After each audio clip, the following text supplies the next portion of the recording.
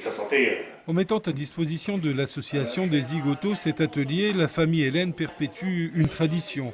La charpente marine était le métier du grand-père, Pierre Hélène, un métier qui l'a conduit à construire un des derniers Doris Acklin connus dans les années 80. Je pense que c'est un des derniers Acklin construit, il doit avoir à peu près 32 ans.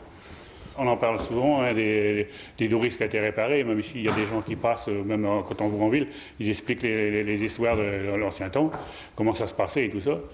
Même la semaine dernière, on a eu des anciens qui sont venus, qui ont commencé à nous expliquer quelque chose, quoi, des trucs, et c'est très bien. Donc on va essayer de rallier le maximum de personnes pour nous donner des conseils, et surtout nous donner des coups de main, parce qu'ils ont le savoir-faire pour eux-mêmes.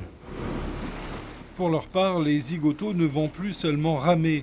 Leur objectif est désormais de sauvegarder le patrimoine maritime et tenter de transmettre le savoir-faire en la matière. Des Doris, si on en compte à l'heure actuelle, on en recense 14.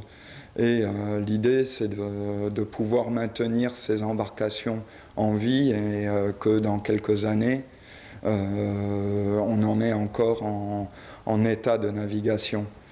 Le but, c'est vraiment de préciser qu'à un moment, le Doris est un support qui est exigeant en maintenance, en restauration, qu'au bout de 3-4 ans, s'il n'y a pas les maintenances nécessaires, c'est un Doris que l'on perd. On essaye du coup de préserver dans cet état d'urgence ces connaissances. Tout a été officialisé hier soir. Inauguration de l'atelier et du petit dernier, le Saint-Étienne. Les projets sont déjà sur la table, à commencer par la remise en état du dernier Doris Acklin.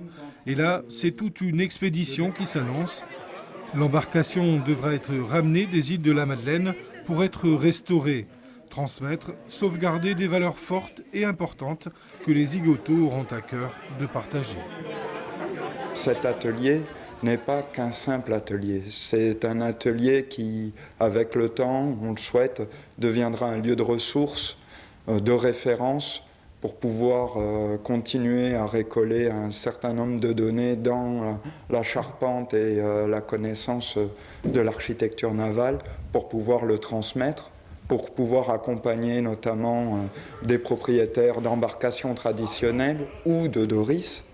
Et donc, on se veut un lieu du coup de transmission de savoir, notamment auprès des jeunes générations qu'on essaye de sensibiliser et pouvoir rétablir des dialogues générationnels entre les détenteurs du savoir et ceux qui vont constituer l'avenir et donc l'avenir patrimonial de Saint-Pierre.